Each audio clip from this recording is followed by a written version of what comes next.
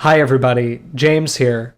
I'm coming at you from the day after we recorded this. It's the 4th of July right now. We're dropping the first section of our 5,000 subscriber question and answer video tomorrow.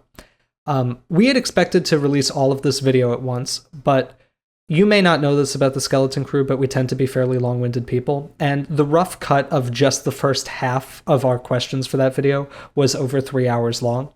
And so we've made the decision to cut this into several smaller videos just because we kind of know that even though you guys tend to like our longer stuff, 3 hours is probably pushing it for something with no gameplay or visual interest other than us talking. So we've cut out the beginning section of it, which is a lot of old historical Skeleton Crew lore that I think you guys might really like.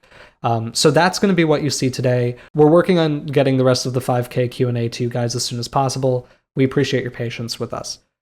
While I've got your attention here before we start, just one more reminder that if you like the kinds of videos we make and you want to see more like them, it really helps us out if you comment on the videos, like the videos, subscribe to the Skeleton Crew if you haven't already, and if you're very generous and you're able to, consider supporting us on our Patreon page and getting access to all of our patron benefits, like our community Discord server, members-only polls, Patreon-only Q&As, and your name in the credits of the video.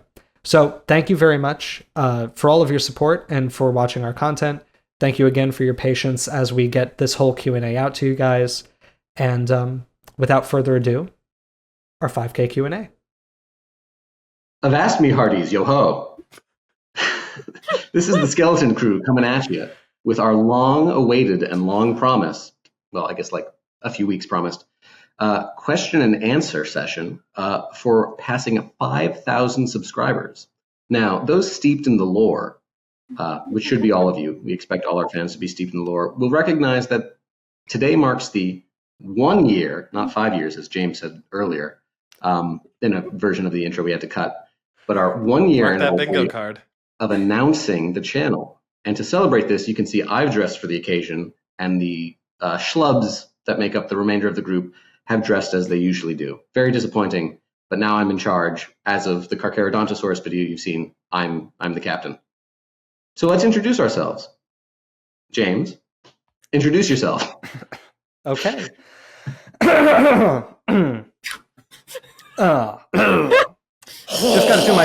gotta do my vocal training first. This is already a disaster. It's been 5 minutes. It's already awesome. It's already great. This is a great intro. I don't know what you're talking about. So, as Alex alluded to, I'm James. In fact, I'm not just James. I'm Dr. James. I'm a postdoctoral researcher at the North Carolina Museum of Natural Sciences and North Carolina State University. My name is Amelia Zietlow. I'm a PhD candidate at the American Museum of Natural History. I'm Scott Johnston. I am the vertebrate paleontology, fossil preparator, and technician at Harvard University's Museum of Comparative Zoology. Oh, I am Captain Rubenstahl. No, I'm not doing a voice. I'm Alex Rubenstahl. I'm a PhD candidate at Yale University, and I'm here to party. I'm Dalton Meyer. I'm also a PhD candidate at Yale University. I'm not here to party. This is a very serious matter. No, this is. But you know what we are all party. here to do? We are We're all here to be the Skeleton Crew. Viewers as well, you might hear every once in a while some fireworks in the background of some of our audio, and that's because everyone is also celebrating our 5,000 subscriber milestone. Yeah. And I was genuinely surprised when the entire city of Boston said that they were going to have a fireworks spectacular to celebrate this, and very honored. Right. The masses are pouring into the streets in celebration and praise of the Skeleton Crew. Even God is celebrating because there's tremendous thunder. Okay, so we have a couple of questions that have been asked about how we all know each other and how we meet, and we're gonna answer every question that we were asked on the live stream post. So if you don't hear your question immediately, keep watching the video. We will answer all of them. Mm-hmm. But the first question I want to answer today, and I'll pose to the group, comes from Karak or Serac 7522, who asks, how did you all meet one another and why did you decide to make the channel together? It's a good question. Sure is. I think, technically speaking, the first members of this group to meet each other were me and Dalton. I think so. Explain. Back at I think both of our first SVP was that 2016 in in Salt Lake City? 2015, I think. Oh man, I mean, we can Google this. We have That was we can find 2016. out. I was That was also 2016. I was also at Salt Lake, but I didn't meet either of you there. oh sad. Yeah.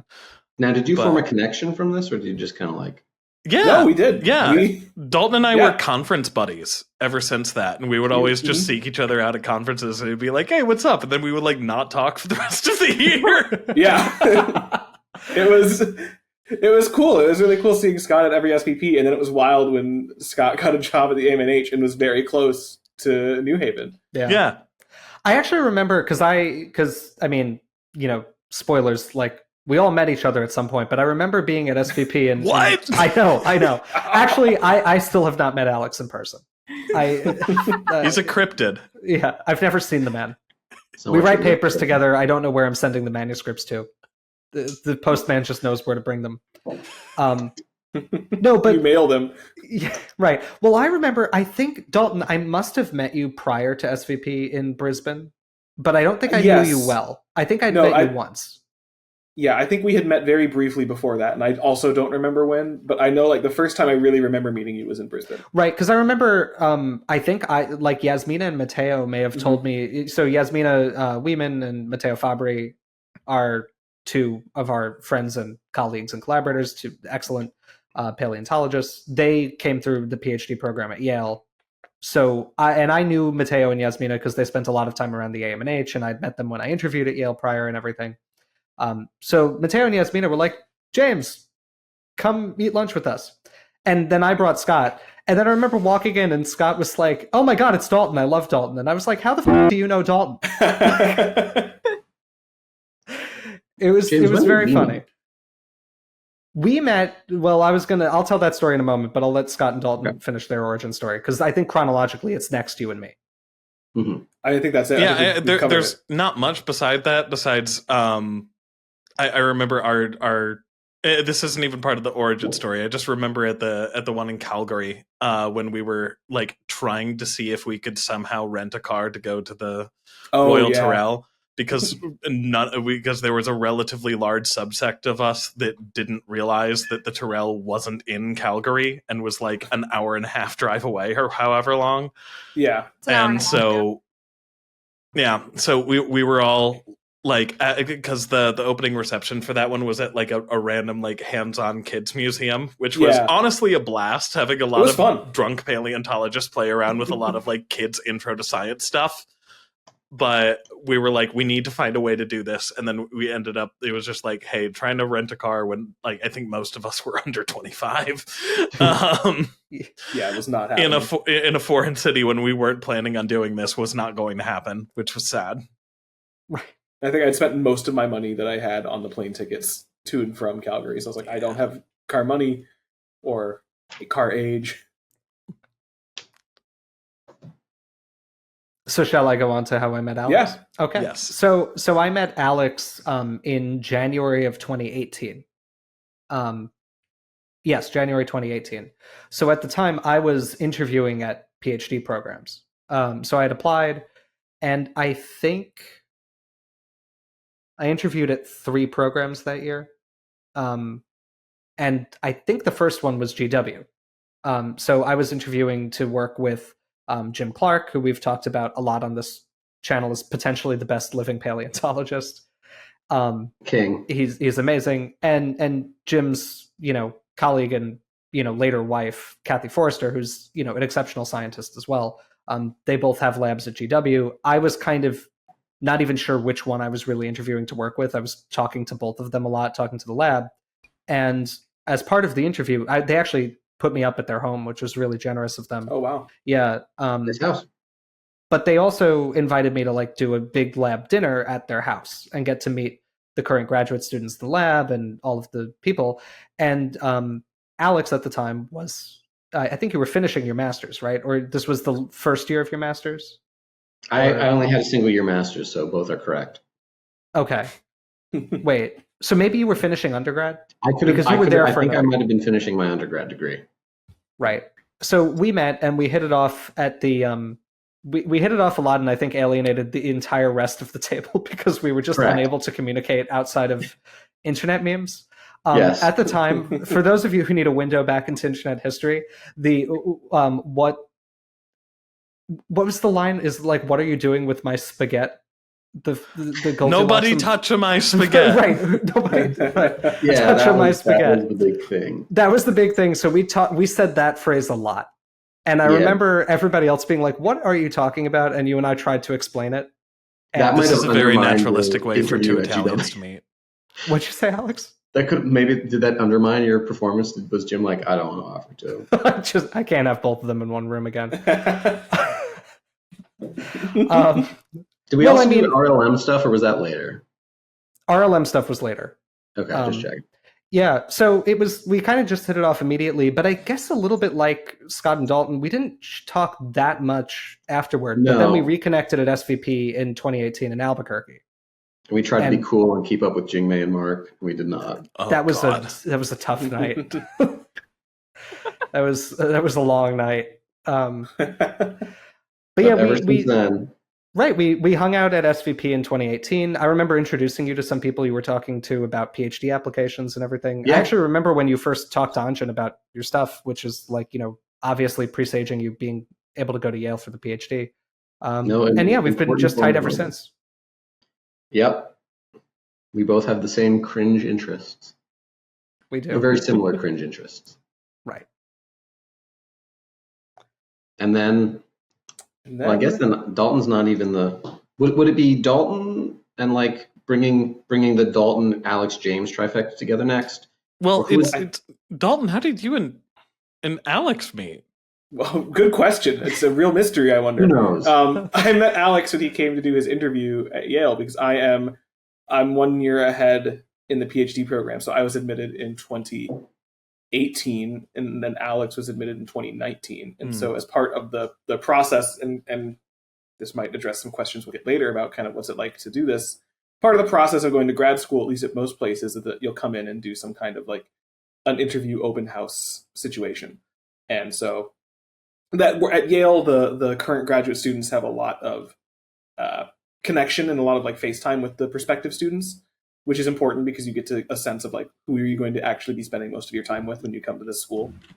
So I met Alex at the open house for that, and then obviously he was admitted. And I tricked so everyone by being a little bit normal. we spent a lot of time together in the same lab. Someone else, there's a question coming up about that, so I'll say less for now. Fair. But that's how we met. Yeah, But that came after. We go to the same school. Yeah. And then, I mean, around the same time, I met Scott. I actually didn't meet you immediately when I started at the AMNH because when did you start at the AMNH month-wise? Was I actually there first? October 2018. Right. So I was there for a month before you were there. Ooh. And I remember seeing Scott occasionally because, dear viewer, you may not know this because Scott does not actually do this on camera a lot. But Scott wears a hat a lot when he's out. Oh, God. Get the hat. Oh, man. Hat. Don't we have a question about eating a hat? Like, I know it's directed at James, but I think Let's go. Yes. So Scott wears that hat Let's a lot. do this. And I remember seeing Scott walking around with the hat.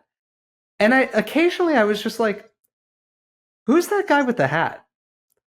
But this was not a question I ever asked anybody. I had no idea what your job was. I didn't know that you even worked in paleo because I wasn't paying attention, I guess. That's fair. Yeah, well, I mean, I wasn't in the prep lab a lot. Like I actually spent a lot of that first month in the library just like reading because I had started my work on Psittacosaurus amataba, which became the first new taxon I described. And But I if anything, I'm slightly surprised you didn't get through the lab at all because it's a central corridor to a lot of the rest of paleo if you go through that elevator. I went through, but I think I was like completely on a different plane of existence. That makes sense. But also, I usually took the approach around near where Mark Norell's office was. Oh, like that yeah. stairwell. So you would be missing it. that's Yeah. where I right. always go in. Like, I almost never go through the prep lab. Yeah, No, I kind of started going through the prep lab once I was friends with you. Yeah, that makes sense. But I spent most of that month just in the collect. So I took out Paul Sereno's thesis from the library, and I would just take it into collections and sit with the Psittacosaurus mongoliensis holotype. And I was just like reading his description and then matching up all the features and trying to understand it the way he read it. It was actually a really important part of how I learned to like do descriptive anatomy. So anyway, because of that first month I was basically not around. And then I actually met you, I think, at the Christmas party, right? So specifically, I met you through your now current girlfriend, Kalani. Hi, right. Kalani. Hi, Kalani. Yes, you introduced me to Scott. Yes, and Kalani and I were not dating at the time. We were just friends. TM. In a little circle next to it. But I will also throw in a little bonus story here of how I met Kalani, because I find it hilarious. For those of you who are unaware, the AMNH is famous for its holiday parties, at least with the staff and everybody. That each individual department has its own holiday party, and I mean every department. I mean shipping and receiving has a holiday party. Security has a holiday party. But generally, like the three ones that everyone like clears their schedule to try to go to are paleontology, Earth and Planetary Sciences. Is that what the department's called? That's us. I think so. Okay. Earth and Planetary Sciences and invertebrate zoology, because invertebrate zoology has the best food. I heard stories of like starting off there, it's like, oh, you need to go, like they had a whole roast pig at one point, and like one of the entomologists like brews her own beer like over the course of an entire year and brings in just like coolers full of this incredible homebrew and stuff. And so I went, and it was really great, and I had a blast and ate a lot of bugs and stuff. But I remember I was chatting with some unrelated people to this story, talking about like video games and stuff like that. And I remember I mentioned, like, someone asked about just like a dinosaur video game coming up or something like that, and I was just like, oh, like I was like, oh well, I've been really looking forward to Prehistoric Kingdom. And then I hear this very excited yell behind me, and I turn around, and this is how I meet Kalani. I also kind of met her about Prehistoric Kingdom. It's a very funny recurring thing. We met when we were both interviewing at the AMNH, and we actually met when we both walked into the same elevator in the hotel on the way down to meet everybody for the interview. It was like a movie type meet cute. It was just too sweet. Adorable. But then we actually, I know. But then we actually started talking. I mean, we were getting breakfast, like they laid out a little continental breakfast in the student center and everything. And she just asked me about, or I think I might have mentioned Prehistoric Kingdom. I can't remember which of us did. But then she just talked about how she had been backing that on like Kickstarter since the beginning, and we started nerding about that, and we were friends ever since. And now, a long time later, we're dating. Kalani also made a surprise cameo appearance for Skeleton Crew lore aficionados. She is briefly, very, very briefly, in our 65 movie review, because we were talking about marine invertebrates, and she literally could not contain herself, and so just darted into frame with no explanation or introduction. Right, and I love that our viewership, who's so like they catch everything and they make jokes about everything. Nobody has ever been like, "Who the fuck was that?" Right. Also, shout out to the dude in our Discord who, when I called out in our Carcharodontosaurus episode of none of you noticed that Notosaurus hasn't been on the tier list since episode 16. He was just like, yeah, I noticed, I just didn't care. It's just, that's a good attitude to have. The best attitude. Yeah, I mean, we also didn't care, which is why we didn't notice it. Anyway, we're moving. We're distracting ourselves accidentally. So Kalani introduced me to you because she and I were like tight. We were hanging out all the time, and she was like, "Wait, have you met my other friend who's a paleontologist?" And I was like, "What?" I was like, I didn't know if there was like another student who I didn't know or something. And she introduced me to you, and then you and I became friends pretty much immediately. I remember you asked me if I thought Psittacosaurus really had tail quills. And I remember giving what you've probably learned as a very James answer. Because you asked, like, Do you think it really had that? Like, I'm wondering. I want to ask somebody, and I was just like, I don't really care. Yeah. I don't give a shit. Yeah. Like, I remember being, like, honestly, just a little slightly off-put of you at the beginning, and then we became such good everybody friends that we Yeah. became such good friends that viewers, James had a piece of ethofoam in his office that had a handhold on it that had like place hand here, and it was the make Scott go away stick that he would just hit me with whenever we were talking for too long and he needed to get back to work. Yeah, there were times where you'd start to walk through the door and I'd pick it up and just throw it at you. Yeah. Or I'd like walk by and you'd just be like, oh. Yeah. Well, though, I think that was right. Well, that was particularly when I was really trying to finish the Siddhapati monograph, which, dear viewer, it's still not done. And it's that's how these things go. Right, that's how these things go. But I was really putting a final effort into trying to do it, and Scott walked through the door, and I was like, no, back up. No. And I think we went out for drinks after work or something. Yeah, like, I it's, believe so. you know, Yeah. it was, Oh, we got lunch together every day. Oh, yeah, literally daily. Yeah. Yeah. But anyway, there's a fifth member of the skeleton crew. There's a fourth member. There's a fourth member. For those Are there really for those of five us who are counting challenged. Well, there are apparently 5 of us, but we keep getting told there's 4. So Amelia, how did you meet us all? So I don't know. Somehow, for some reason, I applied to the AMNH, which a bit of bonus lore here I almost didn't do. Because I was like, I have no chance in hell. I don't care. I don't want to go to New York, and I don't know who Mark Norell is. So why would I bother? You and me were the same. No, yeah, I was like, whatever. But then at the last minute, I was like, okay, fine. Whatever, I'll do it. It's another application. Because, like, also, like, fun fact, usually when you apply to grad schools, you apply to a bunch of them because your odds are low. So I applied here, and lo and behold, I was coming back from a collections visit in Illinois. I was in a McDonald's. It was 11 p.m. because it was a long drive. And I got an email from the Gilder School, and they're like, hey, we wanna interview you. And I'm like, oh, okay.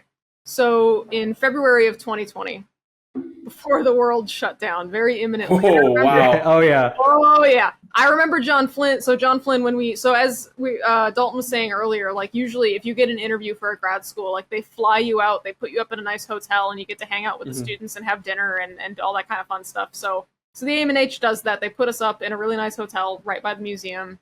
They take us out to a nice dinner, and we have like a little social thing, which used to happen in Mark's office actually, because it's one of the turrets. If you're familiar with the AMNH, there is a turret because it's a castle basically that overlooks Central Park and downtown, and the top of the turret is Mark Norell's office.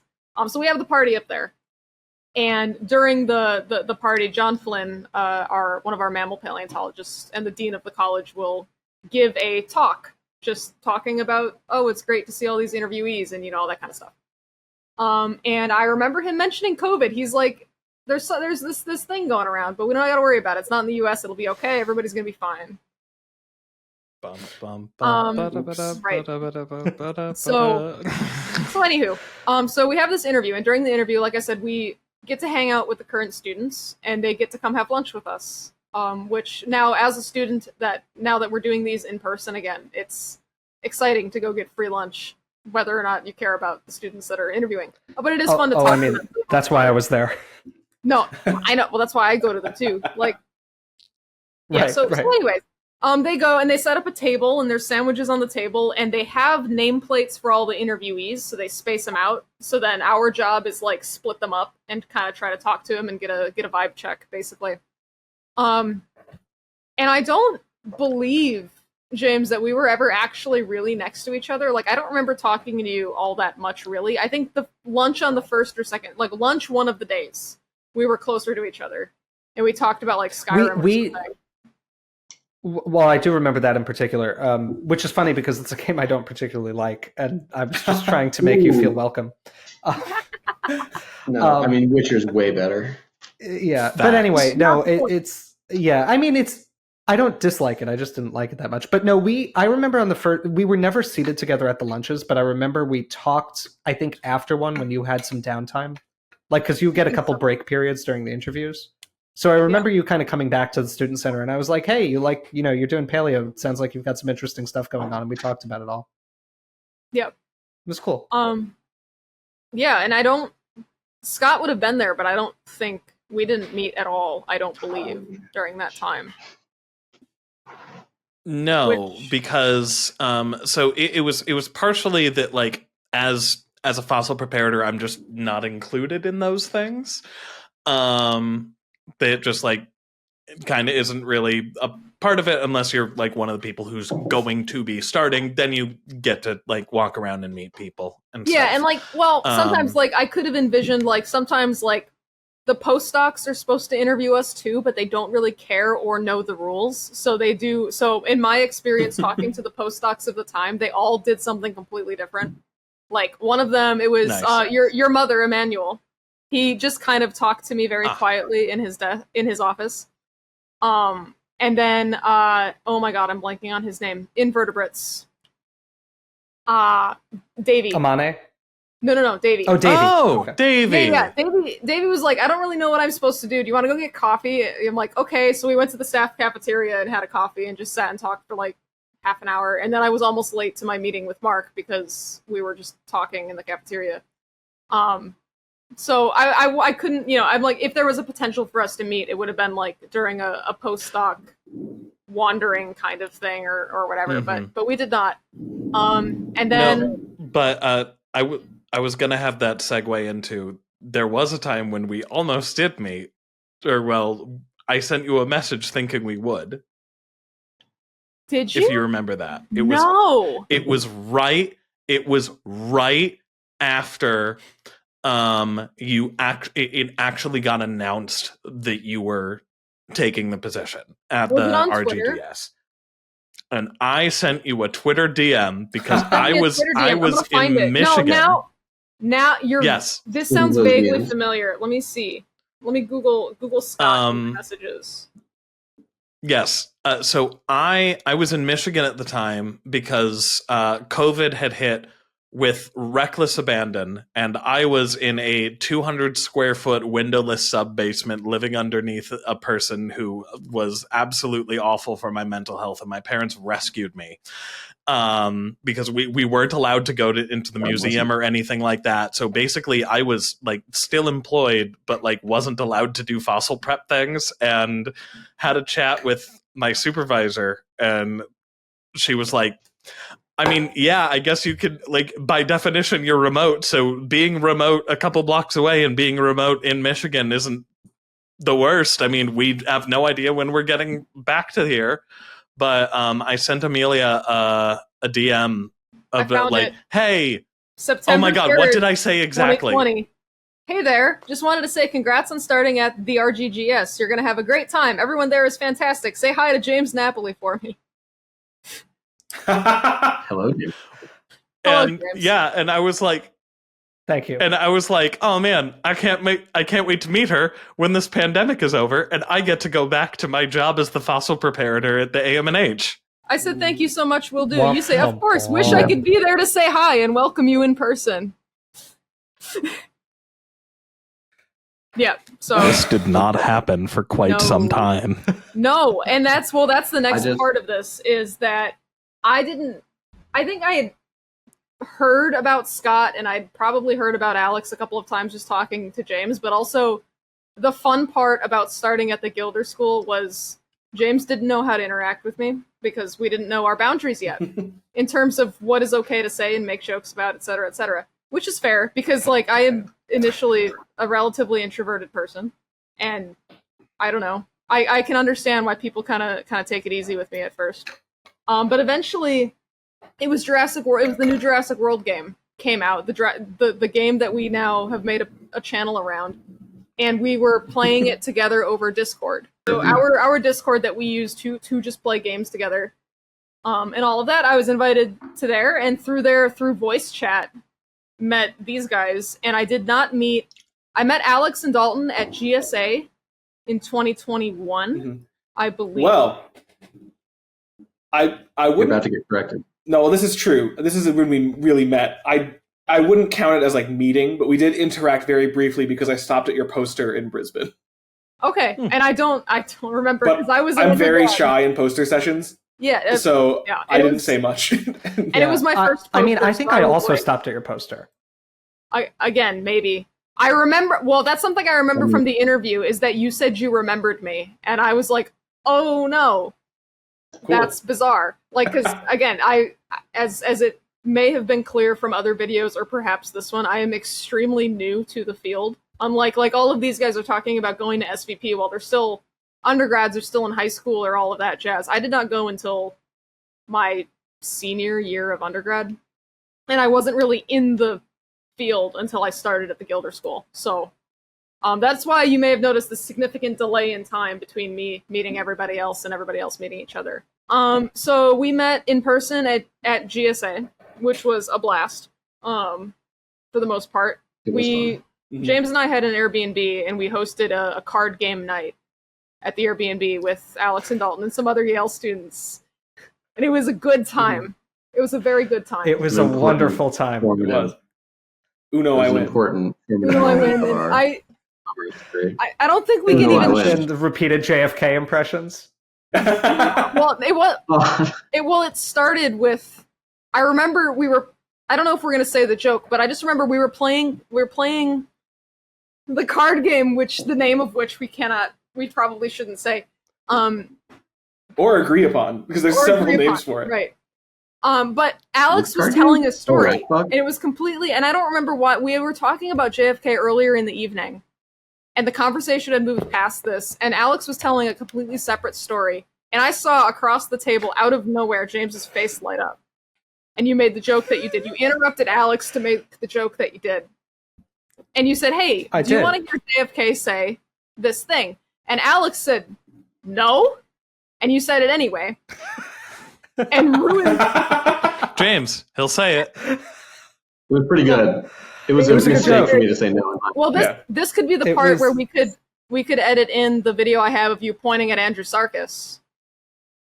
Should you desire? Maybe. James does do a good JFK. Yeah, but the thing is, I can't do it on command easily. Like, I can't do it right now. It has to be when the moment strikes, you know? The last piece of the puzzle was Scott, and that was in the spring of 2022, where this has become a slight trend in which I hijack family trips to see collections at museums. The first one of these was January 2020. We went to New York, and I was like, hey, I'm going to go to the museum for the day. And I did. So that was actually my first time at the AMH. So when I got the invitation for the interview, it was only like 2 weeks later, and I was like, I guess I'm going back to New York. Okay. But so my family was doing like an East Coast road trip kind of thing. So they flew into Newark, I believe. I met them there, and we rented a car and drove up to Maine and down and whatever. And one of our stops was in Boston, and I was like, wait a minute, there's a really important mosasaur in Boston that I've never seen. Wait a minute, I know someone who works at the museum at Boston. So we figured it out. We made it work that I was able to go to the museum to work on that specimen, which is the holotype of Tylosaurus perviger. Very cool dude, very big chunky boy. Love it. It's another kind of way that you'll have to wait to find out the other kind of way that boy is. But anywho, so I texted Scott. I'm like, hey, well, actually, I texted you to try and set it up, and that's the next message I believe was me texting you saying, hey, I'm gonna be in Boston. After you said hello in 2020, it jumps to like, there's like one message from 2021, which was me asking for photos of that specimen. And then it jumps to 2022, which is, hey, I'm going to be in Boston next week. So we met at the museum, and then you went to lunch with my family and I. We went to like a seafood restaurant. And that was how I met. Yeah, we went to the Hourly. That place was rad. Yeah, that was great. It was really good. But it was funny because I was like, where's Scott? And I looked, and there's a man in a hat with a beard. I'm like, that looks like a Scott. Because we had never met in person, so I was like, okay, I don't know, whatever. So that was that, and I think the first time we were all physically together would have been, because we've done it. It was either, was it SVP It was my defense. last year, or was it your defense? No, the first time we were all physically together was my defense. It was Jimbo's the defense. Okay, yeah. Which is Yeah. kind of insane, Wild. given that we're not all that far apart. Yeah, No. it took. Yeah. took a Well, I while. mean, it is five moving pieces that are like, Yeah. that can be hard to, because like subsets of us were together at other times. Mhm. Yeah. Like I used to take a lot of trips up to Yale, so I'd see Alex and Dalton a lot. Yeah, but it did take like 2 years. Right. Probably once like the network of knowing had formed, it took 2 years before we were all in the same place at the same time. Right. Well, I and think really the and now, first- not that it's taken us 25 minutes to answer this question, but I think I just noticed there's a second part to it, which is why did we decide to make a YouTube channel together? Can Yeah. Oh my can I do one last thing real quick before Sure. we move on to that? Because there is one final thread that I do not believe that we have actually properly tied, which is how I met Alex. Which is an incredibly short story, because I believe that the entire story of how I met Alex for the first time was I was working a little bit late doing some contract stuff at the museum. I remember. And James brought Alex in, who was incredibly drunk. No, that wasn't the first time we met. Was it not? No, the first time we met was when I went to the AMNH to look at our Episuchus that Mark Nero was like, no one's looking at this, you should check this out. Bingo. And then you're like, Diego Poles is looking at this. I'm like, great, I'm glad I came all the way for this.